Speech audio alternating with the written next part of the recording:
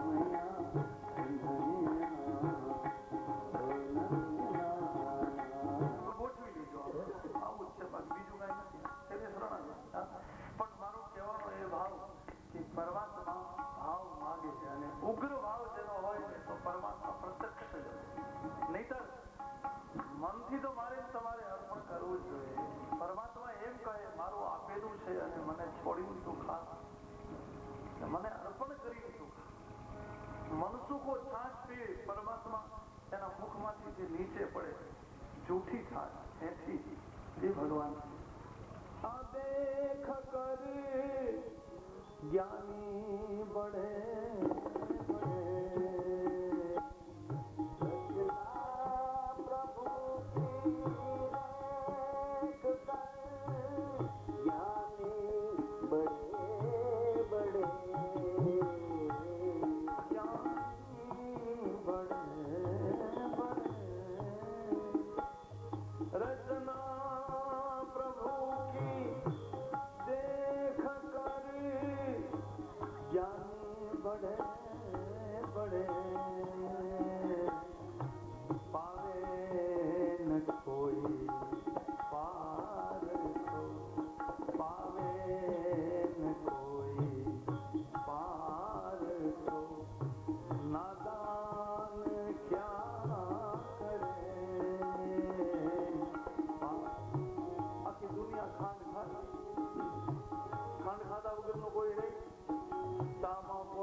શરબતમાં, મીઠાઈમાં, દાળ શાકમાં ખાંડનો ઉપયોગ થાય.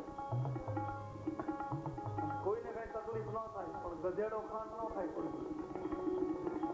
એની રચના તો શું તકલીફ હશે? અને ગધેડો ખાંડ ખાય તો મરી જાય. ગધેડો ખાંડ નથી ખાતો, આપણે ખાઈએ છીએ. છેલ્લે જોવાનું સમીકરણ શું થાય? એની રચનામાં બુદ્ધિ ચાલે જ નહીં, બુદ્ધિનો વિષય છે. અને એમાં મારે તમારે હારી જ જવું પડે, શરણાગતિ દેવી જ પડે. વિશ્વાસ સિવાય છૂટકો નથી. બુદ્ધિથી પકડાય. બ્રહ્માજીને એમ થયું કે આ તો પરમાત્મા નથી, ખાલી ગોવાળીઓ છે. પણ બ્રહ્મા એટલેથી અટકી ગયા તો સારું હતું. પણ બ્રહ્મા થોડાક આગળ નીકળી ગયા, હદ વટીને ગાય, વાછરડા અને ગોવાળિયાનું હરણ કરી દીધું. ભગવાન કૃષ્ણ તો અંતર્યામી, એને ખબર પડી કે બ્રહ્મા ઉપર આવ્યા અને બ્રહ્માની બુદ્ધિમાં ભેદ ઉભો થયો.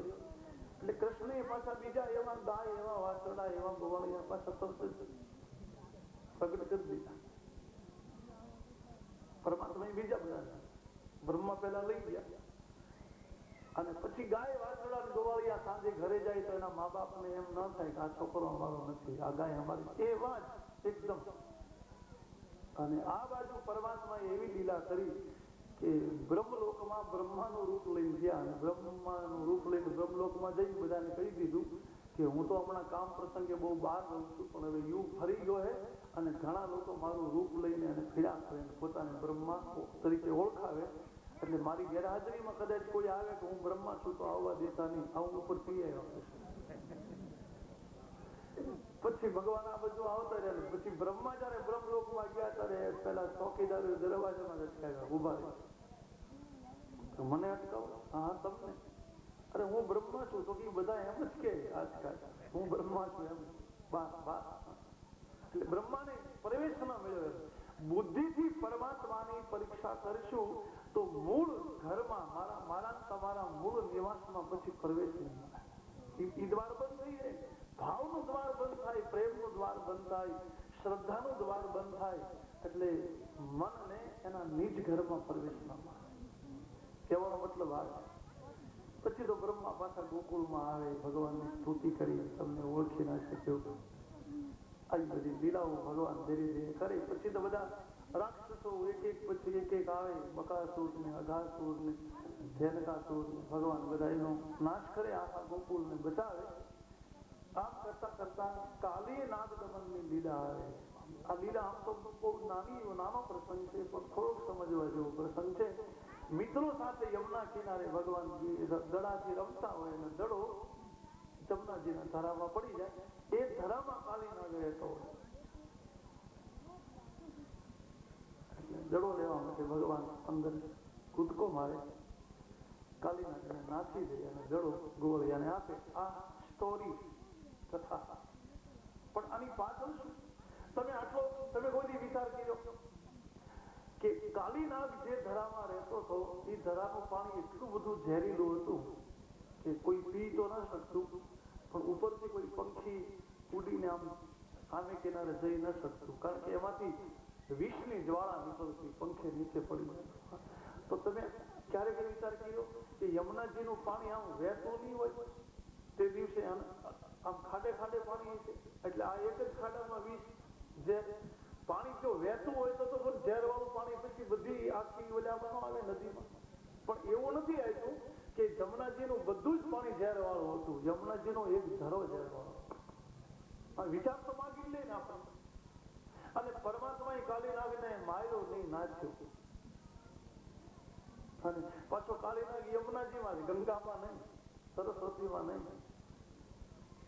જે કઈ ઘટના ઘટી યમુના કિનારે. એટલે આનો અર્થ શું થાય? યમુનાજી એટલે કર્મની ધારા, માનવ જીવન. મારું તમારું જીવન જન્મથી મૃત્યુ સુધીની મારી તમારી જીવનની ધારા યમુનાની ધારા કહેવાય. પણ એમાં મારા તમારા આખા જીવનમાં ઝેર નથી, બાળપણમાં કઈ ઝેર જ નથી. બાળપણમાં હું તમે નિર્દોષી, વૃદ્ધાવસ્થામાં કોઈ વિષ નથી. હા, એક જ અવસ્થા વચ્ચેની એવી છે કે એમાં ઝેર ઉભું થાય યુવાનો. એટલે જમનાજીના અમુક જળમાં ઝેર બતાવ્યું, આખી નદીમાં નહીં. એ મારા તમારા જીવનની આખી ધારામાં વિષ નથી, પણ મારી તમારા જીવનની અમુક ઉંમર આવી જાય, યુવાનીની ઉંમર, ત્યારે ઇન્દ્રિયોમાંથી વિષ પ્રગટે, એ ઝેર પ્રગટે. અને પરમાત્માએ મને તમને એમ કહ્યું કે ઇન્દ્રિયોના ધર્મને મારી ના નખાય. કાલીનાગને માર્યો નથી, કારણ કે એ 5 ફેણ વાળો નાગ છે, શબ્દ, સ્પર્શ, રૂપ, રસ ને ગંધ. અને આ 5માં જીવ ફસાતો હોય, કાં રૂપમાં ફસાય, કાં સ્પર્શમાં ફસાય, કાં ગંધમાં ફસાય. અને એટલા માટે જ આપણા અમારે સૌરાષ્ટ્રના એક કવિ છે ભાવનગર જિલ્લાના, અત્યારે જો કે નથી, દેહ ધર્મને પામી ગયા, કવિ સાપ જ કર, એને બહુ સારું લખ્યું છે કે કહું છું પ્રેમીઓ ભોળા, મજા છે દૂર રહેવામાં, સમય સંતાપ છે જાજા, મજા છે દૂર રહેવામાં. ઉગે આકાશમાં ભાનું અને કમળનું મુખડું મલકે. કમળનું જીવન સૂર્યને આધારિત છે, સૂર્ય ઉગે તો જ કમળ. 5 ના જજે જ્યાં બીન વાગતું હોય, સંગીત વાગતું હોય, એટલે હરણા અને મૃગને સંગીત માટે પ્રેમ હોય. અને કવિએ ભલામણ કરી છે, તું દૂરથી સાંભળે છે, પાસે બેસીને સાંભળતો નહીં. બધે જ્યાં બીન મીઠું ત્યાં તું હરણી પાંચ ના જજે, કારણ કે વિધાના બાણથી કરતા મજા છે દૂર રહેવામાં. અને પતંગા ના કદી સમજે, અગર સમજે તો કહી દેજો. પતંગા ના કદી સમજે, અગર સમજે તો કહી દેજો કે દીપકમાં ગાજવા કરતા મજા છે દૂર રહેવામાં. અને છેલ્લી કડી બહુ સારી લખી કે તજીને ગોપીઓ ઘેરી વિશાંતિ કૃષ્ણ દ્વારિકા. આટલો ગોપીઓનો પ્રેમ, અને છતાંય ભગવાનની પ્રેમને છોડી દ્વારકામાં જતા ગયા.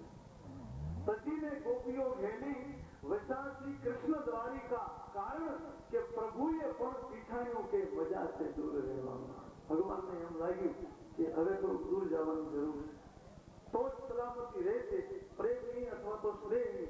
એટલે 5 ફેણ વાળો જે સર્પ કાલીનાગ, તે તો કર્મની ધારામાં વિકાર છે. અને એનાથી સંસાર ભીનો, શબ્દ, સ્પર્શ, રૂપ, રસ ને ગંધ, એનાથી સંસારની ઉત્પત્તિ થઈ. એટલે કાલીનાગને મારી નાખવાથી તો સંસાર જ ન રહે. એટલે સંસાર ચલાવવાનો છે, એટલે એને મારવાનો નથી, પણ એનું નિયમન કરવાનું છે. એને નાખી લેવો એટલે એને આધીન કરી લેવું. ઇન્દ્રિયોના ધર્મને આધીન કરી લેવા, ઇન્દ્રિયોને તોડી નાખવાની વાત નથી, એને મિટાવી દેવાની વાત નહીં, કારણ કે એનાથી તો સંસારની ધારા ચાલે. એટલે પરમાત્મા કદમની ડાળ ઉપરથી કૂદ્યા. અને એક બીજું બહુ સરસ આવે ભાગવતમાં, કે જયારે હોય ત્યારે ભગવાન કદમની ડાળ માથે જ હોય, બીજું કોઈ ઝાડ જ નહીં હોય વૃંદાવનમાં, આંબો નહીં, પીપળો નહીં, લીમડો નહીં, અને કદમ નહીં. પણ શાસ્ત્રકારની દ્રષ્ટિ એ છે કે કદમનું ઝાડ એટલે ભક્તિનું વૃક્ષ, અને પરમાત્મા બેસે ને તો ભક્તિ ઉપરે. આ એક કહેવાનું સૂત્ર. જયારે કૃષ્ણ દેખાય તો કદમની ડાળે દેખાય. અને કાલીનાગને પ્રભુએ નાખી દીધો. અને કાલીનાગને એમ કહ્યું કે તું યમુના કિનારો છોડી દે. ગોવિંદ ગાય જા,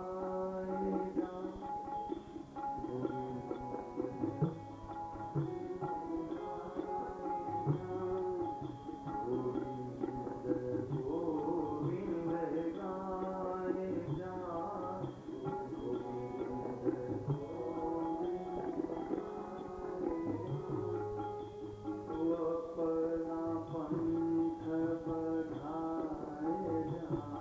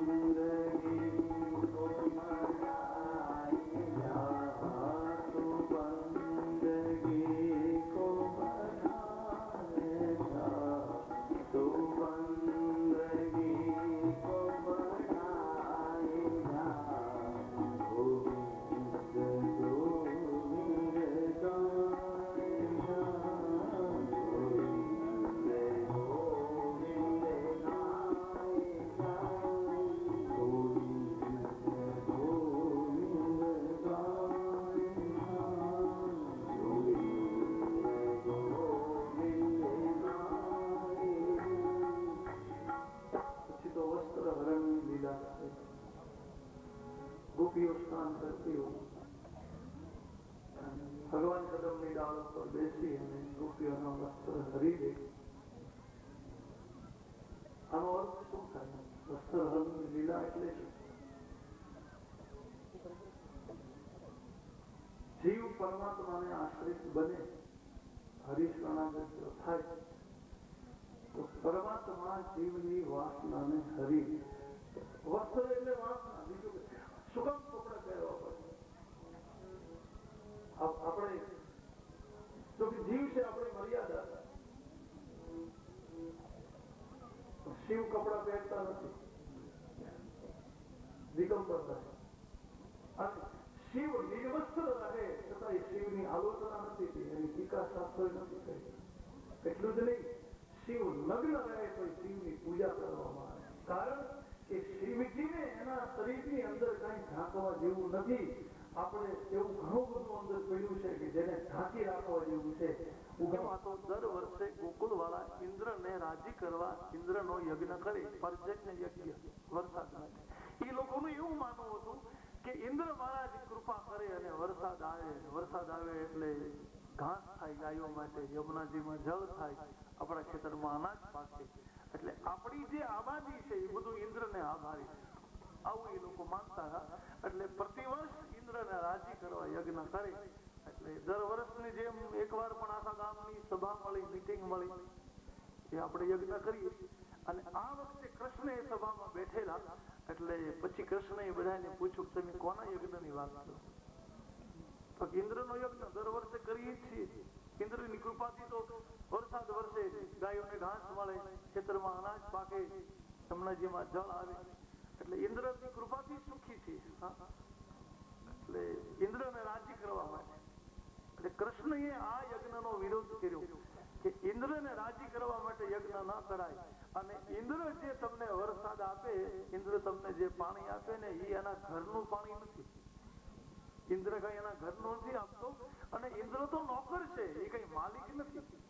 આ બધાને ક્યાંથી ખબર કે આ કૃષ્ણ શું છે? એટલે કૃષ્ણ એની રીતે બોલતા હતા કે ઇન્દ્ર તો નોકર છે, એને તો ઉપરથી હુકમ થાય એટલે એને જે આપવું જ પડે છે. એટલે ઇન્દ્ર કઈ એના ઘરનું પાણી નથી આપતો. એટલે તમારે ઇન્દ્રને રાજી ન કરાય. આપણી ગાયોને ઘાસ ગોવર્ધન પર્વત આપે, એટલે પૂજા તમે ગોવર્ધન ની કરો, ઇન્દ્રની નહીં. અને દેવતાનું અપમાન શરૂ થયું. ગામ લોકોને કોઈને ગમ્યું નહીં. અરે આ છોકરો નાનો, એને કઈ ખબર પડે નહીં, મોટા માણસનો દીકરો, આપણાથી જાજુ કહેવાય નહીં. પણ ઇન્દ્રનો યજ્ઞ જો નહીં કરીએ તો ઇન્દ્ર ક્રોધાયમાન થશે, દેવતાઓ કોપાયમાન થાય તો પછી બધા અનિષ્ટો ઉભા થઈ જાય. નંદરાજાએ પણ સમજાયું, કૃષ્ણ કે નહીં, ઇન્દ્રનો યજ્ઞ થશે જ નહીં. ગોવર્ધન ની પૂજા કરો. ગોવર્ધન નો અર્થ શું થાય? આપણે ગો શબ્દ તો બોલી ગયા ને, એના અર્થો કરી ગયા. ગો એટલે ભક્તિ, અને જીવનમાં ભક્તિને વધારવાની લીલા, ગોવર્ધન લીલા. હવે મારા તમારા જીવનમાં ભક્તિ વધારવી હોય તો આપણે ઇન્દ્રને રાજી કરાય. ઇન્દ્ર દેવતાઓ બધા ઇન્દ્રિયોના દેવ છે. અને ઇન્દ્રિયોને તમે ને હું પુષ્ટ કરીએ, ઇન્દ્રિયોને સાચવીએ, શરીરને સાચવીએ, એનાથી કઈ ભક્તિ પ્રાપ્ત ન થાય. એટલે પરમાત્માનું કહેવાનું એમ છે કે તમે તમારા શરીરને ભોગ આપો, શરીરને સાચવો, ઇન્દ્રિયોને રાજી કરો, ઇન્દ્રિયોના દેવતાને રાજી કરો. એનાથી ભક્તિ નહીં વધે. તમારે જીવનમાં ભક્તિ વધારવી હોય તો સંતની સેવા કરો. ગોવર્ધન પર્વતને સંત, કારણ કે પર્વતને સંતની ઉપમા આપવાની. સંસ્કૃત સાહિત્યમાં પર્વતને સંતને ઉપમા આપી, ભાગવતમાં પર્વતોને સંત કયા, અને રામાયણમાં પર્વતોને સંત કયા. 5 પરમાર્થ કરનારા તત્વોમાં સૌથી પહેલા સંતનું નામ છે, પછી પૃથ્વી, સરિતા, વૃક્ષ અને પર્વત. આ હંમેશા પરોપકાર કરે. સંત વિતાપ સરિતા ગિરિધરની પરહિત કાજ રહી ચીન કરણી.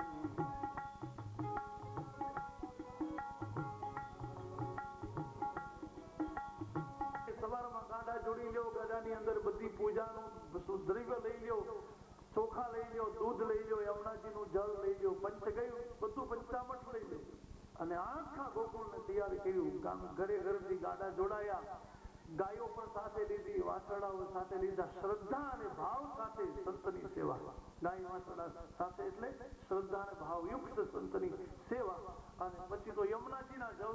ગોવર્ધનનો અભિષેક કર્યો, ગાયના દૂધથી જલધારાથી અભિષેક કર્યો, પૈ ધારાથી. અને ભગવાન કૃષ્ણે કહ્યું કે આ સાક્ષાત પરમાત્મા જ છે, આમાં ભાવ પરમાત્માનો જ રાખો. અને ગોવર્ધન પર્વતને 4 મુખ છે, ચતુર્મુખ છે, ભગવાનનું જ રૂપ છે. પછી તો દૂધની ધારાથી અભિષેક કરે, વળી શુદ્ધોદક સ્નાનમ, ફરીવાર યમુનાજીના જળથી વળી પાછું સ્નાન કરાયું. પછી તો ગાયના દૂધમાં ચોખાને રાંધી ખીર બનાવી અને ખીરનું નૈવેદ્ય અર્પણ કર્યું. ભગવાન કૃષ્ણે કહ્યું હમણાં જમશે, તમે ભાવ રાખો. ગોવર્ધન સાક્ષાત પરમાત્મા આપણી પૂજાનો પ્રત્યક્ષ સ્વીકાર કરશે અને નૈવેદ્ય અર્પણ કર્યું. પછી તો ગોવર્ધનની આરતી કરી, બધા પ્રણામ કરે. આખા ગામના લોકો, અમુક લોકો એમ કે આ છોકરો નાદાન છે અને કઈ ખબર નથી, કઈ પથરાની પૂજા હોય, ઇન્દ્રની પૂજા થતી હતી, આ બધું અટકાયું. ઘણા નથી સમજાતું, પણ કૃષ્ણની સાથે કોઈનું ચાલે નહીં. જેમ બધાને કીધું એમ બધાએ કહ્યું. પછી તો કે પરિક્રમા કરો, એટલે પરિક્રમા શરૂ થઈ. ગોવર્ધનની પૂજા થઈ ગઈ. ઉપરથી ઇન્દ્ર જોવે અને ઇન્દ્રને એમ થયું કે એક નાનો એવો છોકરો મારું અપમાન કરે. ગોકુળમાં એટલા વર્ષથી મારી પૂજા થતી આવે અને નંદનો છોકરો મારું અપમાન કરે. એટલે ઇન્દ્રને ક્રોધ આવ્યો અને ઇન્દ્રને એમ થયું કે આ વખતે બારે મેઘને મોકલી અને આખા ગોકુળને ડૂબાડી દેવું. એટલે બારે મેઘને આજ્ઞા કરી. વાદળા કાળા કાળા એકદમ એકત્રિત થવા લાગ્યા.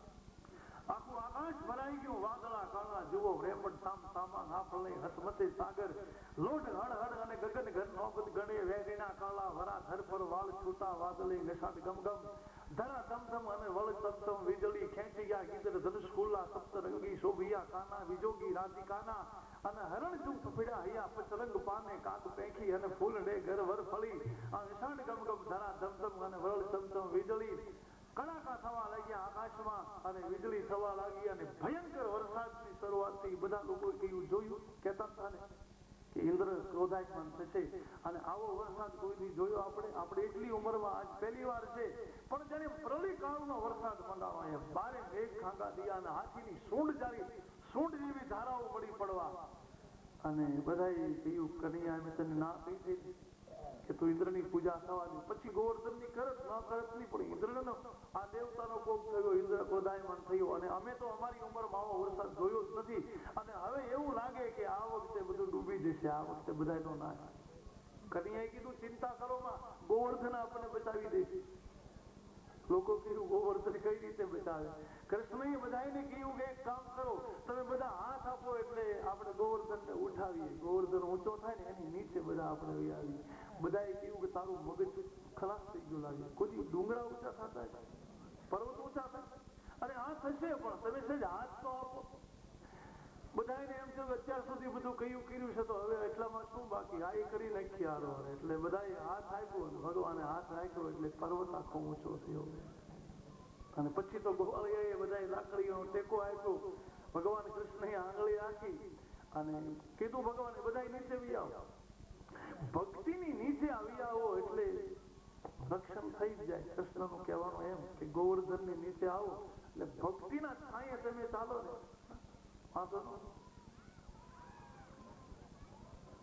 માથે ન ચડાવ્યા, પણ પર્વત ઉઠાયો અને એની નીચે બધાને લીધા. હવે પર્વત જો ઉઠાયો હોય ત્યાં તો ખાડો ન પડ્યો હોય, ત્યાં તો ઉલટું આજુબાજુનું પાણી ભરાય.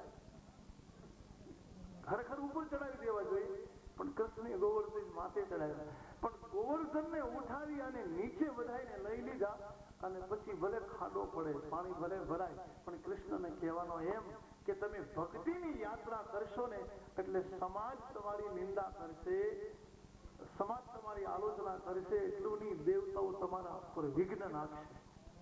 એટલે કોઈની ઈર્ષાને, કોઈની નિંદાને અને કોઈના ક્રોધને સમાવી દેવાય જેટલો તમે ખાડો હૃદયમાં બનાવો કે બીજાની નિંદાને એમાં સમાવી દેવાય, બીજાના ક્રોધને એમાં સમાવી દેવાય, તો જ ભક્તિ વધશે. બાકી હું તમે પ્રતિસાદ આપશું, એનો પ્રતિઘોષ આપશું તો ભક્તિ નહીં વધે. જવાબ દેવાય જ નહીં કોઈને. સમાજ તો વિવિધ પ્રકારનો બોલે ને. ભક્તિ કરે એને કોઈને છોડ્યા, મીરાને છોડી નરસિંહને છોડ્યો, કબીર, તુલસી, તુકારામ, રામ, સીતા, કોને છોડી દીધા જગત? ભક્તિ વધે. અને કૃષ્ણએ ટચલી આંગળીએ ગોવર્ધનને ઉઠાવ્યો. ટચલી જો કે ભગવાનની આંગળી છે એટલે સવાલ નહીં, આપણી ઉપર આપણે આ લઈએ એટલે ટચલી આંગળીમાં કઈ તાકાત ન હોય. કઈક વજનદાર વસ્તુ ઉઠાવવી હોય કે લેવી હોય તો પેલી બે આંગળીનો ઉપયોગ કરાય કે અંગૂઠાનો કરાય, પણ ટચલી આંગળીમાં તો કઈ નહીં. પણ ભગવાને ટચલી આંગળીએ ગોવર્ધનને ઉઠાયો. આનો અર્થ એ થાય કે સંતોએ એવું સમાધાન આપ્યું કે અંગૂઠો એ પરમાત્માનું રૂપ છે અને પેલી આંગળી એ જીવ છે. જીવ ને પરમાત્મા બાજુ બાજુમાં છે, પણ એક માયાનો પડદો વચ્ચે, એટલે એકબીજાને જોઈ શકતા.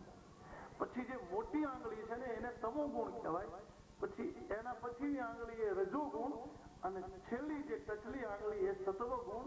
એટલે જીવને તમોગુણી બનતા વાર ન લાગે, પણ જીવને સત્વગુણી બનતા વાર લાગે. સત્વગુણ જીવથી દૂર છે અને ભક્તિને જીવનમાં ટકાવવી હોય ને તો સત્વગુણનો જ આધાર દેવાય. તમોગુણ અને રજોગુણથી ભક્તિ ટકે નહીં. એવા કઈ સમાધાન કરે છે સંતો.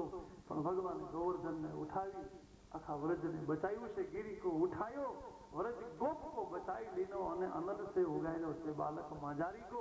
એક ગજ કી અડદ સુની અને ગ્રાસ से छुड़ायो बंद राख्यो व्रत नेम धर्म तूने पांडव की नारी को राख्यो व्रत भीष्म को तूने महाभारत में. આમ પરમાત્માએ ગોકુળમાં ઘણી બધી લીલાઓ કરી અને છેલ્લે બંસીના નાદનું વર્ણન કરે અને બંસી પ્રભુ બજાવે અને ગોપીઓ દોડીને આવે.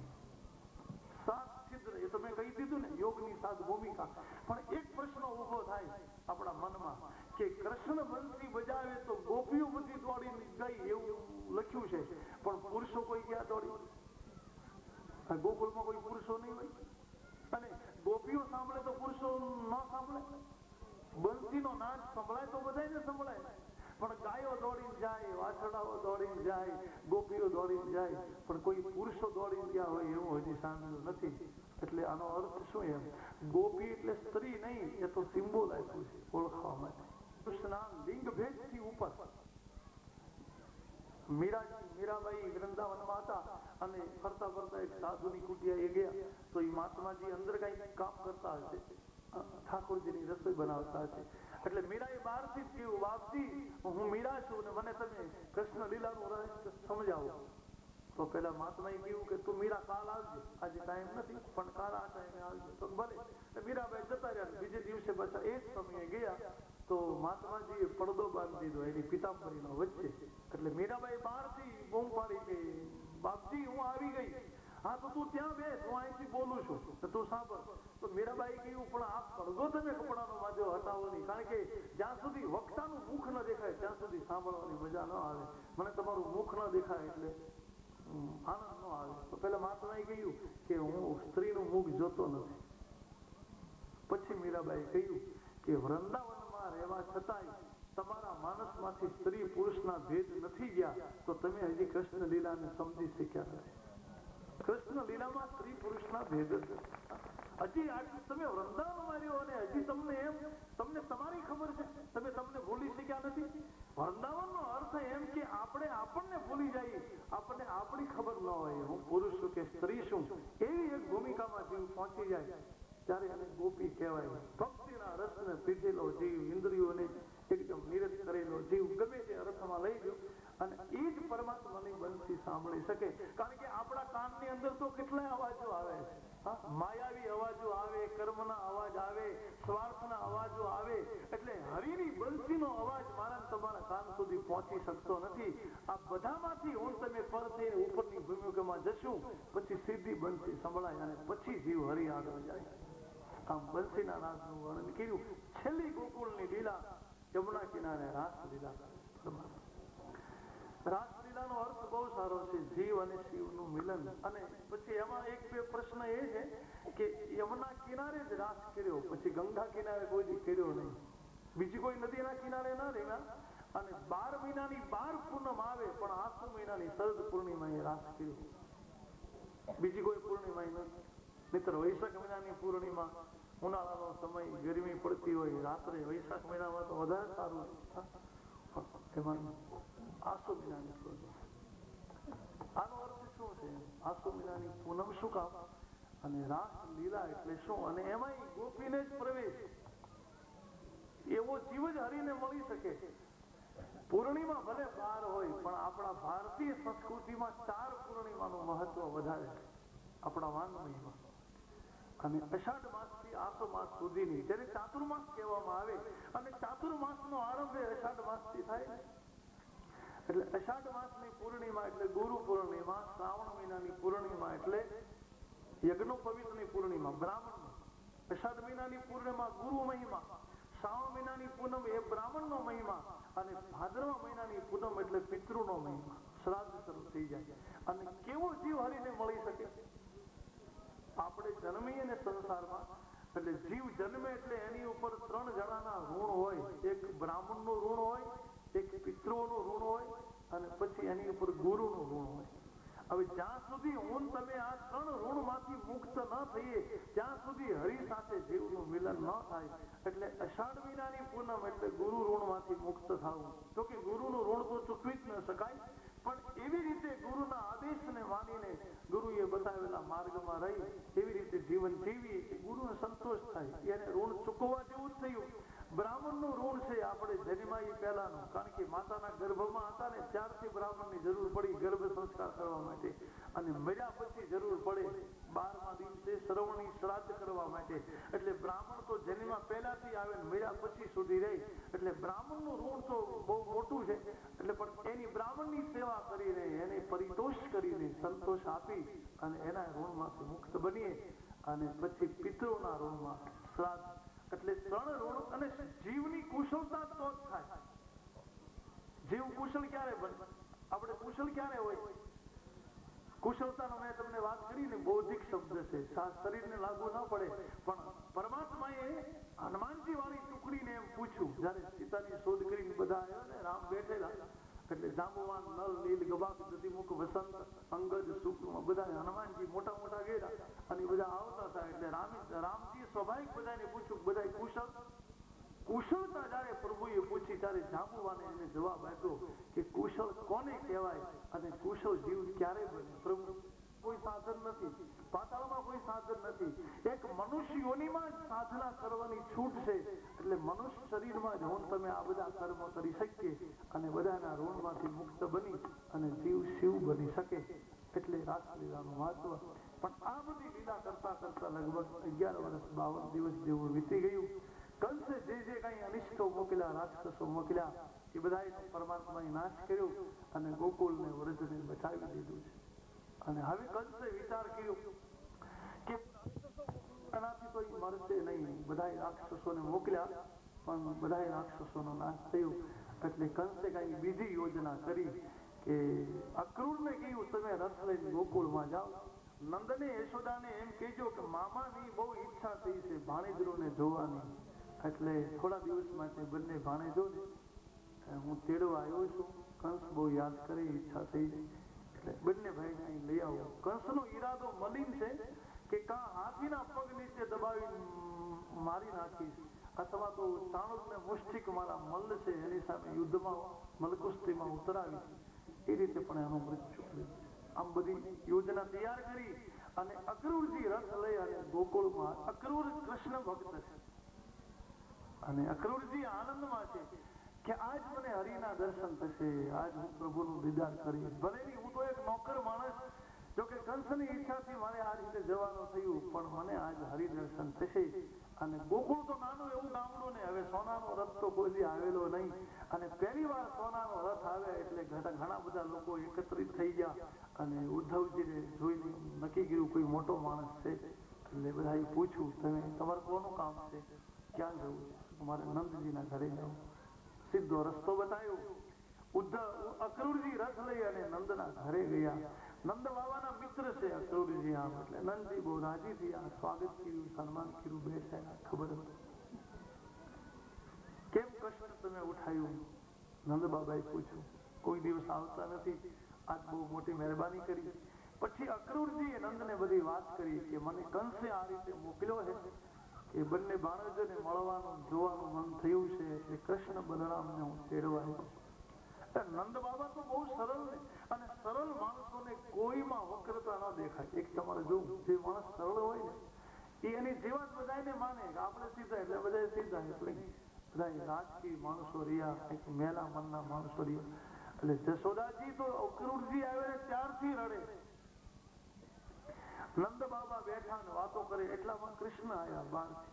બલરામ અક્રૂરજીને પ્રણામ કર્યા ભગવાને અક્રૂરજી દર્શન કર્યા, પણ જશોદાને રડતા જોઈ અને કૃષ્ણે કહ્યું, તું શું કામ રડે, શું થયું, કઈ એવા સમાચાર? તો કૃષ્ણને હૃદય લગાડી જશોદાજી કહેવા લાગ્યા, બેટા અક્રૂરજી તમને લેવા આવ્યા, પણ હું તમને મોકલવા માંગતી નથી, કંસની ઉપર મને વિશ્વાસ નથી, એટલે કન્યા અક્રૂરજી ભલે લેવા આવ્યા, એને તો તારા પિતાજી કંઈક સમજાવી દેશે, જવાબ આપી દેશે, પણ આપણે મથુરામાં જવું નથી, મને વિશ્વાસ નથી આવતો, અને તું કન્યા મારા હાથથી દૂર નહીં. આમ જશોદાજી ભાવમાં ડૂબાયા. પછી કૃષ્ણએ લીલા કરી, કૃષ્ણે કહ્યું, માં તું ચિંતા કરમાં, અને હું એકલો થોડો જાઉં, મારી સાથે મોટો ભાઈ બલરામ આવે, નંદ બાબા આવે, બધા મારા મિત્રો આવે, પછી બધા ગોપજનો આવે, કઈ હું એકલો થોડો જાઉં? અને માં 11 વર્ષ ને 52 દિવસ છે, જ્યારે મોકલ્યો ત્યારે હું ગાયો ચારવા જતો રહ્યો, મેં કોઈ દિવસ કીધું કે તું મને મથુરામાં લઈ જા, તું મને શહેર દેખાડવા લઈ જા, તું ફરવા લઈ જા, અમે કોઈ તો અમને ઈચ્છા ન થતી હોય ક્યારેક શહેર જોવા જવાની, એટલે અમે તો ફરવા માટે જઈએ, એમાં તારે જરાય મનને મલિન કરવાની જરૂર નથી.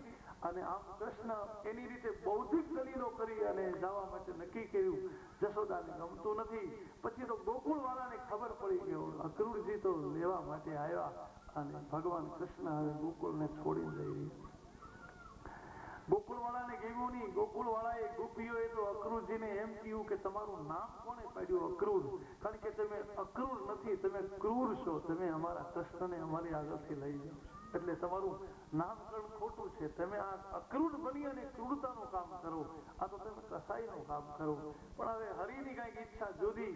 રથ તૈયાર થયો, ભગવાન કૃષ્ણ બલરામ તૈયાર થયા, બધા ગોપ બાળકો તૈયાર થયા, નંદ બાબા તૈયાર થયા, અને વ્રજની જે હાલત બની છે કૃષ્ણના વિયોગમાં, ગોપીઓ બધી આવી, કોઈ ઘોડાની લગામ પકડી લીધી, કોઈ રથના ચક્રો પકડી લીધા, કેટલીક ગોપીઓ તો રસ્તામાં સૂઈ ગઈ અને એમ કહેવા લાગી, અમારા ગળા ઉપરથી રસ ચડાવીને જાઓ, તમારે જવું હોય. આખી વ્રજ રડે છે, વૃક્ષના પત્તા ઉપરથી પણ પાણી પડે, જેને વૃક્ષો રડતા હોય, અને યમુનાજી ધીર ગંભીર જેને નિશાસા નાખતી રહેતી હોય એવું લાગે.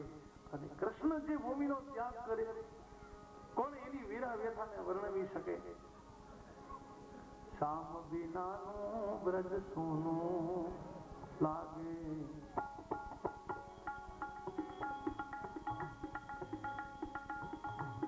શામ વિના બ્રજ સોના લાગે, વિના કૃષ્ણ વિના ના બ્રજ સોના લાગે.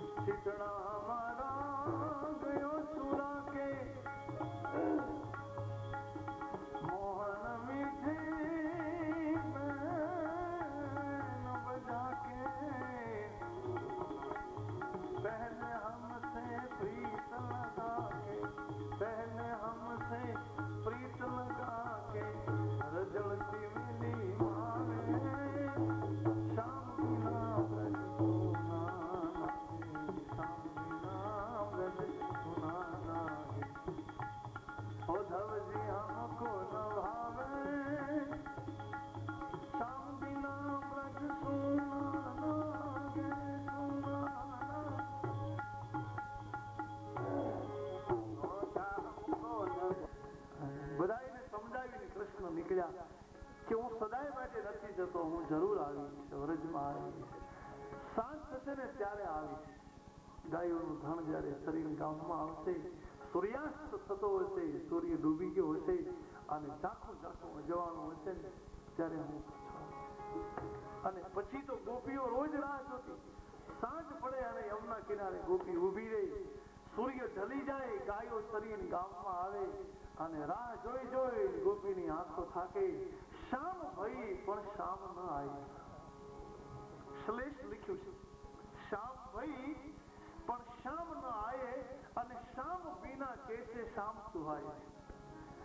કૃષ્ણ વગરની શામ શોભે કેવી રીતે? શામ તો થઈ પણ શામ ન આવ્યો અને શામ વિનાની શામ સારી ન લાગે. શામ એટલે સૂર્ય હજી અસ્ત નહોતો થયો, દિવસ થોડો હતો. એટલે કૃષ્ણએ મિત્રોને એમ કહ્યું કે બહુ લોકો વખાણ કરે, મથુરા બહુ મોટી નગરી, તો આપણે ચાલો નગર ચર્ચા કરી આવી. એટલે નંદ બાબા આગળ કૃષ્ણએ રજા માંગી કે અમે બાબા હમણાં નગરી જોઈને આવીએ. નંદ બાબાએ કહ્યું નહીં, આપણું ગામ નથી, આ મોટું શહેર છે. પણ કૃષ્ણે કીધું જોવા માટે તો આવ્યા છીએ. પણ નંદ બાબાએ કહ્યું કે આમાં બધી મોટી મોટી બજારો હોય, પછી કેટલી બધી વસ્તુઓ હોય, ઘણા લોકોની ભીડ હોય, આપણે ન. પણ કૃષ્ણે કીધું હું એકલો નથી જતો, અમે બધા જઈએ. એટલે નંદ બાબાને મૂળ ડર તો કૃષ્ણના તોફાનનો એમ, કારણ કે તોફાની છોકરો આપણા ગોકુળમાં કઈક તોફાન કરે તો હજી આપણે ગામમાં આપણી આબરૂ હોય, પણ હવે બહાર ગામ જઈને તોફાન છોકરા કરે એટલે ના પાડે. કૃષ્ણ કેવું જવા દો, તો નંદરાજાએ કેવું સીધું જવાનું, સીધું આવતા રહેવાનું. તો કૃષ્ણ કે આમ બજાર વળતી હોય તો વળવાનું નહીં. નંદ બાબા કે રહેવા જ દે, તો આ બધી બૌદ્ધિક દલીલો રહેવા. તો કૃષ્ણ કે સીધા જઈને સીધા આવીએ. નંદ બાબાએ બીજી વાત કરી કે અહીં તો બજારમાં હજારો વસ્તુઓ વેચાતી હોય, મોટું ગામ છે, એટલે કોઈ વસ્તુને અડવાનો નહીં લાગી. પણ પ્રભુ શેષ પરે અની વેશ ભઈ જૂથ નારી મિલી સખી સાવરો સારો અને જોડ છબી. આવી કોઈ છબી નથી જોઈ, આ તો અનજોડ છબી છે. અનજોડ છબી દીક્ષી કબ હું સખી કાન સુનો નહીં નેન નિહારો. આવો તો કોઈ આવું રૂપ, સખીઓ વાતો કરે બહેનો કે આવું રૂપ કોઈની સખી કાનથી સાંભળ્યું નથી અને આંખથી જોયું નથી. અને એક સખીએ તો એમ કહ્યું કે મેં મારી આંખને રૂપ લેવા માટે મોકલી છે, રૂપ અહીં લઈ આવો. લૂંટત નૈન પઠાવત હું પણ યહ નિક્ષો સખી નૈન લૂંટારો. મેં મારી આંખને રૂપ લેવા મોકલી, પણ આ તો મારી આંખ લઈ ગયો, મારી નજર. અને દેખત ઈ સખી ભોગની ડારત ઠીક હે લાલજી ઠીક ઠગારો. પ્રભુ શેષ પરે હનિમેશભાઈ જૂથમાં નારી મિલી સખી સાવરો સારો. આ તમારી નજર લઈ ગયો, બીજું કઈ નહીં. રૂપ લઈને આંખને પાછો આવવાનો હતો, એને બદલે સુપ્રેમ બાન દે ગયો, સુપંથી મન લઈ ગયો. ઝરોખે દ્રગ લાઈ કે આમ ઝરોખામાંથી સખીઓ જોવે, હરિનું દર્શન કરે, અદ્ભુત સૌંદર્ય. હજારો નેત્રો પરમાત્માની ઉપર લાગ્યા અને રાજમાર્ગ ઉપર જાય છે. પુરુષો બધા દુકાનમાં ઉભા થઈ દર્શન કરે. આમ લોકોની કતાર લાગી ગઈ, વચ્ચે નાની એવી પગદંડી અને કંસનો ધોબી પહેલી વાર સામો મળ્યો. અને ધોબી પહેલેથી છે રામાવતાર. આજ કદાચ આપણને ધાર્યા કપડા ન આપે ગામડાના બધા, અને આમાં કંસના કપડા છે. તમારી 7 પેઢીમાં તમારા બાપ દાદા આવા ભાગ કોઈ જોયા નહીં હોય.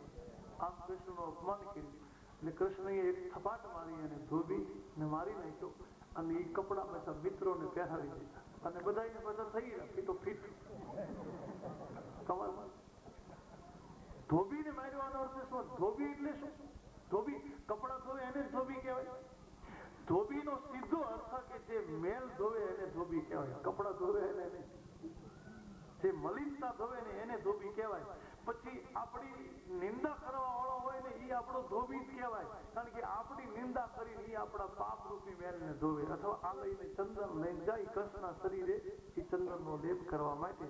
પણ કુબજાનું શરીર સુંદર નથી, આમાં કઈક શરીરમાં ભંગ છે અને કાળી છે બહુ. તો કુબજાને ભગવાન બરાબર સામા મળ્યા ને કુબજાને એમ થયું કે કૃષ્ણને તો હું રોજ ચંદનનો લેપ કરું, આજ મને કૃષ્ણ મળ્યા એટલે લાવને એકાદું તિલક કરું. એટલે ચંદનથી ભગવાનના ભાર પ્રદેશમાં કુબજાએ તિલક. હવે પરમાત્માની આટલી તો સેવા કરીને કમસે કમ એક તિલક ભગવાનને કર્યું ચંદનનું.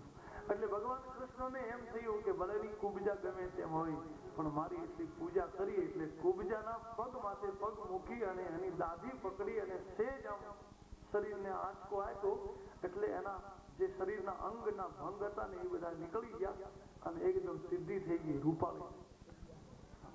સારો અર્થ છે. કુબજા એટલે સ્ત્રી નહીં, કુબજા એટલે બુદ્ધિ.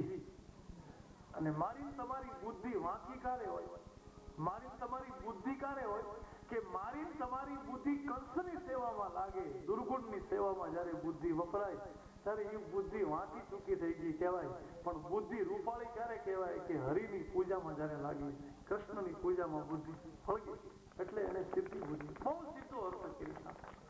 અને આટલું નહીં, પછી તો એ બુદ્ધિ સાથે પરમાત્મા ઓતપ્રોત થાય ને. મારી તમારી બુદ્ધિ સાત્વિક થઈ જાય અને બુદ્ધિ મારી તમારી હરિ સેવામાં લાગે, પછી એ બુદ્ધિનો હરિ સ્વીકાર કરે. પૂજાનો તો સ્વીકાર કરે પણ બુદ્ધિનો સ્વીકાર કરે. એટલે એ રીતે બુદ્ધિ સાથે હરિનું લગ્ન, કુબજા સાથે કૃષ્ણના વિવાહનો અર્થ એમ કે પછી બુદ્ધિનો પ્રભુ સ્વીકાર કરી દે. અને પછી જો કે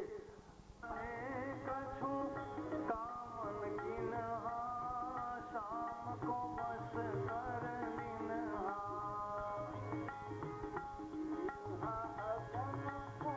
विरह अगन उठत है ज्वाला, मुश्किल हो गया जीना शाम बिन, मुश्किल हो गया जीना. कोई जाए कहो मेरी पास रहो,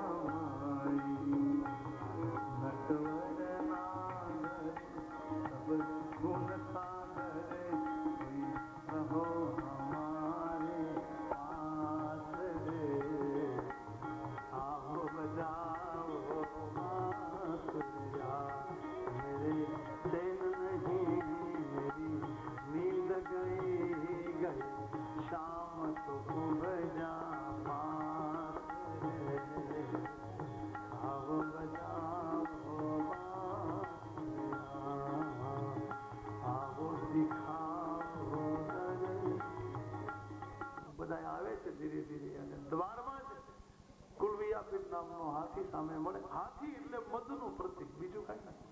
મદ, અતિ અહિંક, અતિ અભિમાન, અતિ મદ. અને પરમાત્મા તો એનો નાશ કરે એટલે ભગવાન હાથી ઉપર ચડી ગયા અને હાથી નીચે ઢળી ગયો, મરી ગયો.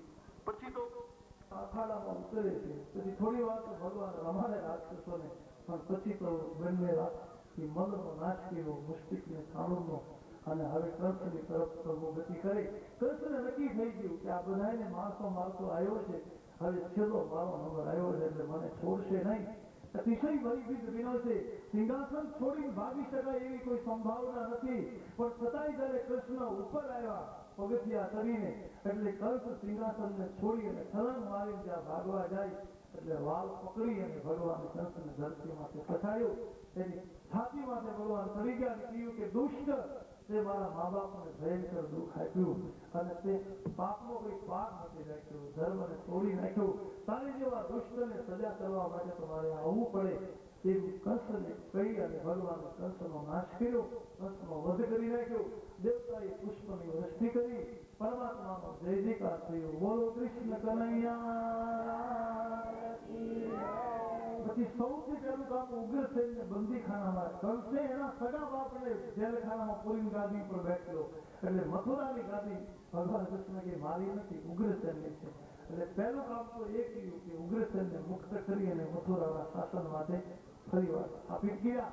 અને પછી વસુદેવ અને દેવકી હજી જેલમાં બંદીખાને છે. એટલે ભગવાન સીધા ત્યાં ગયા છે અને પછી તો ક્ષમા માંગે છે માતાજીના ચરણે નમીને વસુદેવ આગળ કે મારે વહેલું આવવું જોઈતું હતું, તમે મારા માટે ખૂબ દુઃખ સહન કર્યું, પણ છતાંય હું વહેલો ન આવી શક્યો, એટલે મને માફ કરજો. પણ કૃષ્ણને જોતા ગમે એમ તો જનની છે ને દેવકી, એના હૃદયમાંથી દૂધની ધારાઓ છૂટવા લાગી, આટલો ભાવ પ્રગટ્યો. એટલે દેવકી માતાનું હૃદય ભરાઈ ગયું. ભગવાન કૃષ્ણને હૃદય લગાડી વસુદેવજી હાથ જોડી અને સ્તુતિ કરે. પછી વસુદેવ દેવકીને મુક્ત કર્યા. ઘણા સમય સુધી મથુરામાં રહે.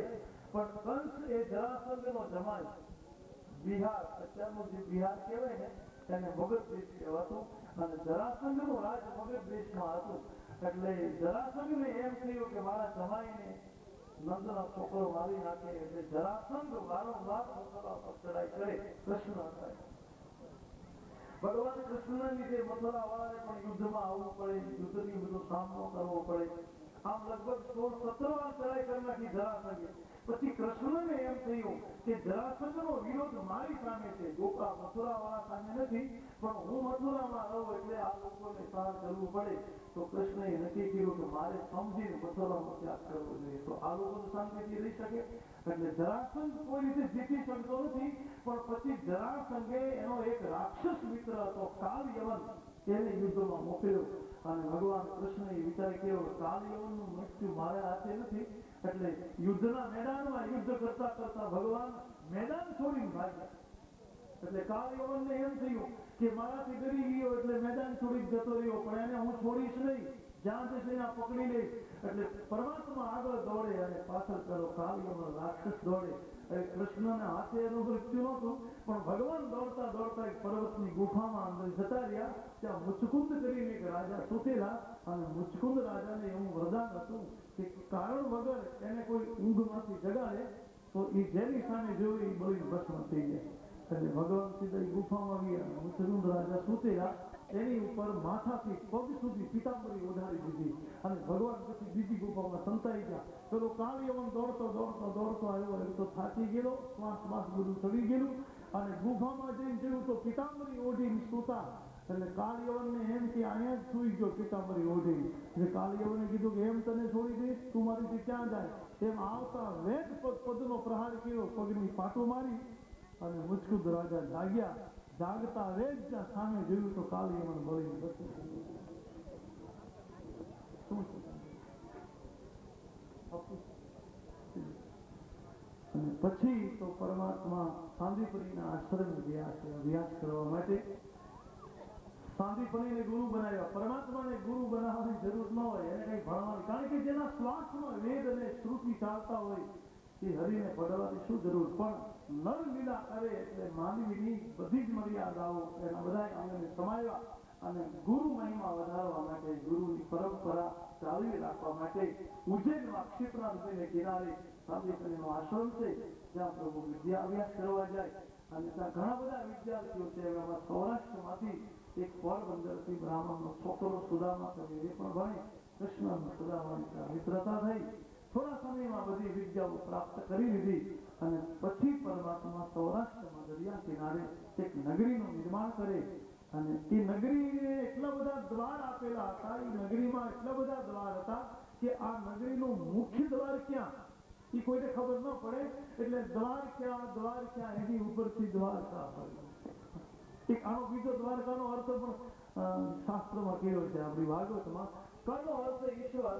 અને દ્વારકાના એક એક દ્વારમાંથી તમને કૃષ્ણ દેખાય. તમે દ્વારકાના કોઈ પણ દ્વારમાંથી પસાર થાવ, કે ઉત્તર પૂર્વ પશ્ચિમ દક્ષિણ અથવા કોઈ પણ દ્વારે નીકળો, પણ જેના એક એક દ્વાર માથે હરિ દેખાતો હોય, એક એક દ્વાર માથે ભગવાન દેખાતો હોય, તો તો એવી નગરીને દ્વારકા કહેવાય. અને આપણી શરીર રૂપી આ નગરીને 10 દ્વાર છે અને આ 10 દ્વારમાં હું તમે જો ભોગ ભરી દઈએ, બધી ઇન્દ્રિયોને ભોગથી ભરી દઈએ તો આ ઇન્દ્રિયને મથુરા કહેવાય અથવા તો લંકા કહેવાય. પણ મારી તમારી બધી ઇન્દ્રિયોમાં હરીને સ્થાપિત કરી દઈએ, ઇન્દ્રિયોના બધા દ્વારમાંથી જો કૃષ્ણ ઉભો હોય તો આ શરીરને દ્વારકા કહેવાય.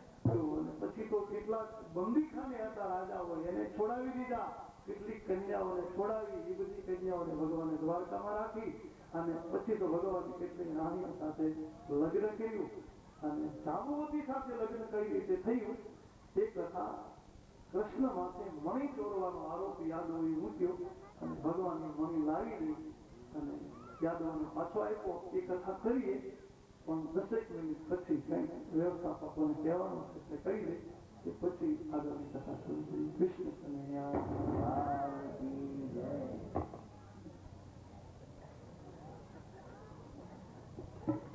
નમસ્કાર. 1-2 મિનિટ માટે વિક્ષેપ પાડું છું. ગઈકાલે અમારી જે પણ ગણતરી ધોરણે 10 વાગ્યાની આસપાસ લેખન લેવાનો હતો, પ્રસંગ લેવાનો હતો પણ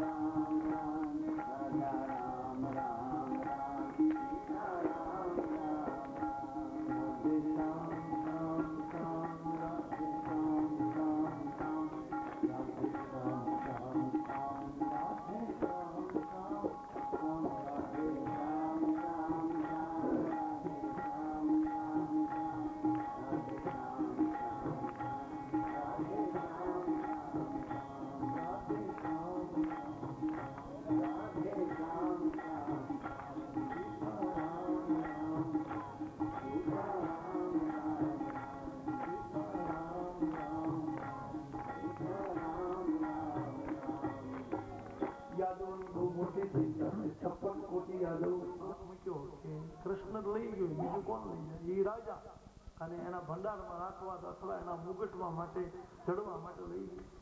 હવે આખા યાદવોએ કૃષ્ણ ઉપર આરોપ મૂકી દીધો, આક્ષેપ મૂક્યો. કૃષ્ણ કે ભાઈ મેં મણી નથી લીધો, મેં જોયો પણ કોઈ માનવા તૈયાર નથી. એમાં એકવાર ભગવાન કૃષ્ણ દ્વારકાના જંગલમાં ફરવા નીકળે અને એક સત્રાજીત કરીને યાદવ હતો. સત્રાજીતના ગળામાં એ મણી બાંધી રાખતો હતો. સત્રાજીત એના ગળામાં. પણ સત્રાજીત નામનો યાદવ શિકાર કરવા ગયેલો અને સિંહ સાથે એનો ભેટો થયો એટલે સિંહે સત્રાજીતને ફાડી ખાધો. જંગલમાં સિંહ ખાઈ ગયો એટલે મણી જંગલમાં પડી ગઈ. એ જાંબુવાન કરીને એક રીંછ ત્યાં રહે જંગલમાં. એ જાંબુવાન કરીને રીંછને આ મણી જડ્યો. પણ હવે એને તો શું કરવું હોય, પણ આમ વસ્તુ ચકચકિત બહુ કિંમતી એટલે એને લઈ અને ગુફામાં રાખી. હવે ભગવાન કૃષ્ણ બરાબર જંગલમાં વિહાર કરવા નીકળ્યા અને જાંબુવાનની ઉંમર બહુ મોટી છે. સતયુગમાં જાંબુવાન હતા, ત્રેતા યુગમાં રામની સાથે હતા અને દ્વાપર યુગમાં કૃષ્ણ સાથે હતા. એટલે 3 યુગ આ માણસ જીવો અને પરમાત્માની સાચી પ્રદક્ષિણા જાંબુવાની કરી. એ સિવાય હજી સુધી કોઈ પ્રદક્ષિણા કરી નથી. કારણ કે બલિરાજાને બાંધવા માટે ભગવાને જ્યારે વિરાટ રૂપ લીધું, 3 કદમ પૃથ્વીને બધું માપવા માટે વિરાટ રૂપ લીધું, એ સાક્ષાત પ્રભુ છે. પછી તો એ મણી આપી દીધો જાંબવાને કે મને જંગલમાંથી મળ્યો છે. પછી આખો ભેદ જોયો અને જાંબુવાને એની જાંબુવતી નામની કન્યા પણ કૃષ્ણને પરણી.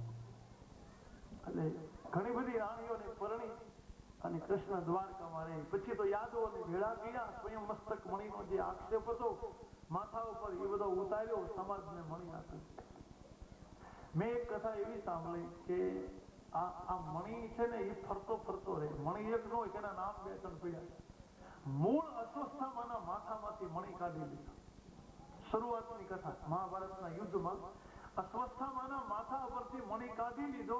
એ મણી પછી દ્વારકામાં રહ્યો અને દ્વારકામાં રહ્યો ત્યારે એનું નામ સ્વયં મસ્તક મણી પડ્યું. પછી દ્વારકા વિલીન થઈ. એ મણી સચવાતો આવ્યો અને પછી તો માનો કે પાંડવો આગળ એ પાછો મણી આવ્યો અને પાંડવો હસ્તિનાપુરમાં રાજ. હસ્તિનાપુર એટલે દિલ્હીને જ હસ્તિનાપુર કહેવાય. એટલે ત્યાં પાંડવોનું રાજ ચાલ્યું એટલે એના રાજનો મણી હતો. એમ ક્ષત્રિયોનું રાજ પૂરું થતા મુસ્લિમ રાજ આવ્યું. પછી મુસલમાન રાજા આવ્યા અને સૌથી પહેલા બાબર રાજા આવ્યો, બાબરનો દીકરો હુમાયુન, હુમાયુનનો દીકરો અકબર, અકબરનો દીકરો શાહજહાં, શાહજહાંનો દીકરો જહાંગીર, જહાંગીરનો ઔરંગઝેબ, ઔરંગઝેબનો સલીમ. આમ 7-8 પેઢી મુસલમાનની આવી અને મુસલમાનોએ એ મણીને જ્યારે લઈ લીધો ત્યારે મુસલમાનોએ એ મણીનું નામ કોહિનૂરનો હીરો પાડ્યો. આ એ જ મણી જે હાલ્યો એ નામ બદલી ગયા, પણ અત્યારે એ ભારતમાં નથી. કોહિનૂરનો હીરો વિદેશમાં જતો ઇન્ડિયા હતો.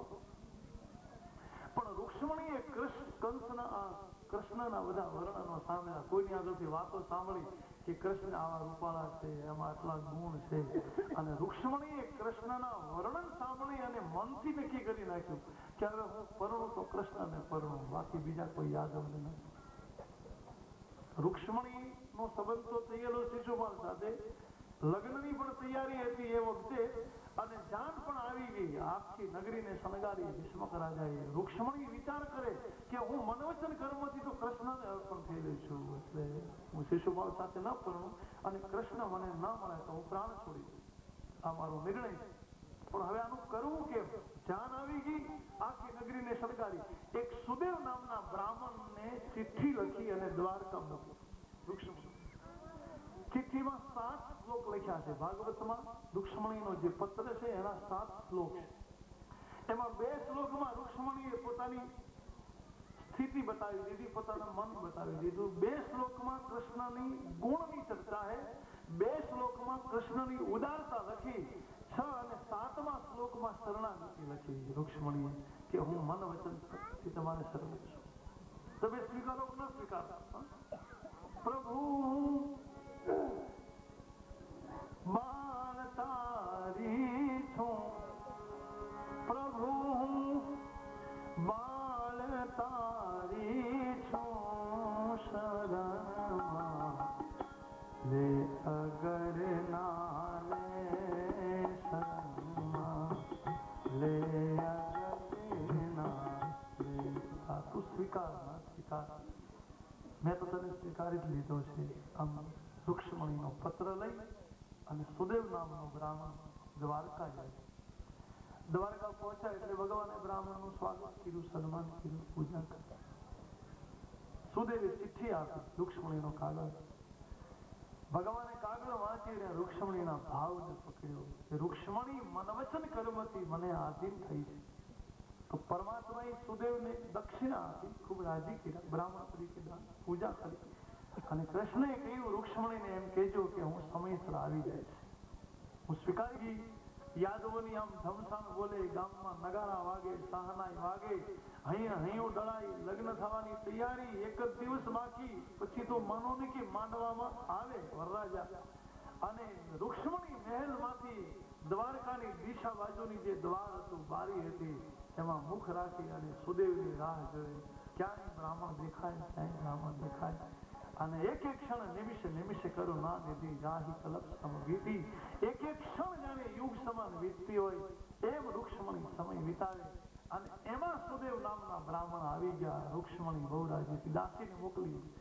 ભૂદેવ તેના મહારાજને અહીં દાસી બહાર ગઈ દોડતી, સુદેવનો હાથ પકડીને રૂક્ષ્મણીના અંતપુરમાં લાવે અને રૂક્ષ્મણી પ્રણામ કરે, વંદન કરે, આસન બેસવા આપ્યું, જલપાન કરાયું. અને પછી રૂક્ષ્મણીની આંખમાં આંસુ છે, એને ભય છે કે કદાચ કૃષ્ણ મને નહીં સ્વીકારે તો પછી મારે શું રસ્તો લેવો? પછી તો મૃત્યુ સિવાય કોઈ વિકલ્પ જ નથી. હું જો રહું તો કૃષ્ણને લીધે રહું, અને કૃષ્ણ જો મને ન સ્વીકારે તો મારે મરવું જ પડે. એટલે સભિત રીતે પૂછે કે તમે મારો પત્ર આપ્યો, ભગવાન તમને મળ્યા?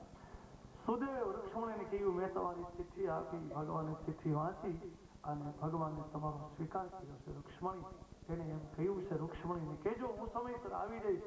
પણ સ્વીકાર કર્યો એમ સાંભળ્યું અને રૂક્ષ્મણીને જે આનંદ થયો એ તો કોણ અનુભૂત થઈ શકે? ભવાની માતાની એક માનતા છે, એટલે હું દર્શન કરી આવું ભવાનીના મંદિરે. મારી માનતા પૂરી કરીને પછી મંદિરમાં જાઉં. એટલે સખીઓ સાથે રૂક્ષ્મણી ભવાનીના મંદિરે, ભવાની માતાના મંદિરે પ્રાર્થના કરે ભવાનીને. કારણ કે ઉમિયાજી છે સુરનર મુનિ દેવી પૂજી પદ કમલ તુમારે, અને સુર નર મુનિ સબ ભયે સુખારે.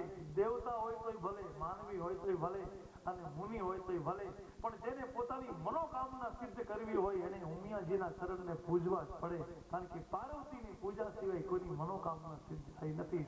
પતિ દેવતા સુતી મહા માત પ્રથમ તવ રેખ.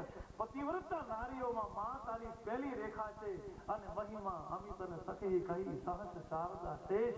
હે જગદંબા તારો મહિમા કોણ કહી શકે? હે કરતા હોય પણ રૂક્ષ્મણીની નજર આમ બધાને તપાસે કે ક્યાંય ભગવા રંગનો ધ્વજ ખરો ગરના ચિહ્ન વાળો તો ભગવાન કૃષ્ણ આવ્યા હશે.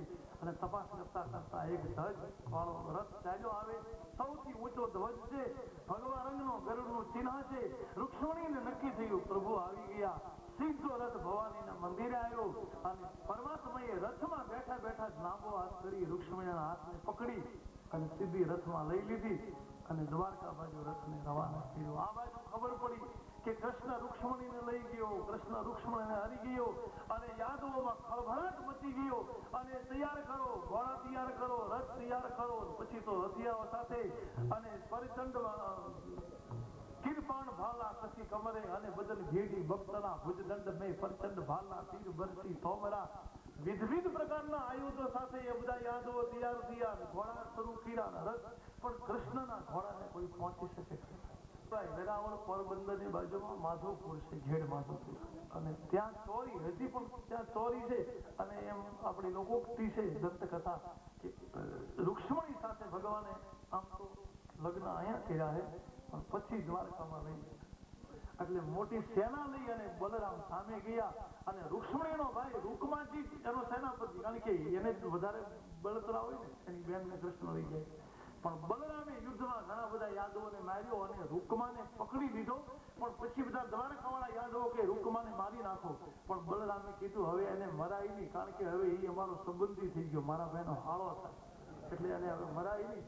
પણ હવે એનું એક બાજુનું મૂછ કાપી નાખો. હા, બ્રાહ્મણનો વધ કરવાની જરૂર નથી, બ્રાહ્મણની ચોટલી કાપી નાખો, બ્રાહ્મણની જોડે ઉતારી દો એટલે બ્રાહ્મણનો વધ થઈ ગયો કહેવાય. ક્ષત્રિયોના હથિયાર ખેંચી દો એટલે ક્ષત્રિયોનો વધ થઈ ગયો કહેવાય. કીર્તિમાન ને અપકીર્તિ મૃત્યુ બરાબર. એ બધા બોલાવે છે, રથ મોકલે છે ભગવાન દ્વારકાથી. નંદ બાબા, યશોદાજી, દેવકી, વસુદેવ, બધા ગોપજનો, ગોવાળિયાઓ, ભગવાનના બાલમિત્રો એ બધા દ્વારકામાં આવે. આખી દ્વારકાને શણગારવામાં આવી. શહનાઈઓ વાગે, ચોઘડિયા વાગે, નગારા વાગે. 4 વેદ બ્રાહ્મણના રૂપ ધરી અને ભગવાનના વિવાહની ક્રિયા કરાવવા માટે આવે. અને કૃષ્ણ અને રૂક્ષ્મણીનો વિવાહ એ તો બ્રહ્મ અને ભક્તિનું મિલન કહેવાય ને. તમામ દેવતાઓ દર્શન માટે આવ્યા, ઋષિમુનિઓ દર્શન કરે અને ક્રિયાઓ કરતા કરતા હસ્તમેળાપની ક્રિયા થઈ. અને હસ્તમેળાપની ક્રિયામાં રૂક્ષ્મણીએ પોતાનું પાણી ભગવાન કૃષ્ણના કરકમળમાં સમર્પિત કરે અને પછી પાણી ગ્રહણની ક્રિયા થઈ. 4 મંગળ ફેરાની ક્રિયા થઈ. વેદ વિધિ પ્રમાણે ભગવાન કૃષ્ણ અને રૂક્ષ્મણી લગ્ન ગ્રંથિથી જોડાયા છે. લગ્ન કર્યા પછી તો ભગવાન કૃષ્ણ અને રૂક્ષ્મણી નંદ બાબા અને યશોદાજીને પ્રણામ કરે, પગે લાગે. યશોદાજી આશીર્વાદ આપે. રૂક્ષ્મણીની દેવી સામે સૌભાગ્યશાળીનો કદરે વસુદેવ દેવકીજીને પણ પ્રણામ કરે. અને એ દિવસે યશોદાજી અને દેવકીજી બધા દ્વારકાના લોકો સોનાની થાળીમાં ભગવાન કૃષ્ણ અને રૂક્ષ્મણીની આરતી ઉતારે. દેવતાઓ બધા પુષ્પની વૃષ્ટિ કરે. ઋષિમુનિઓ પરમાત્માનો જય જયકાર કરે. બોલો કૃષ્ણ કનૈયા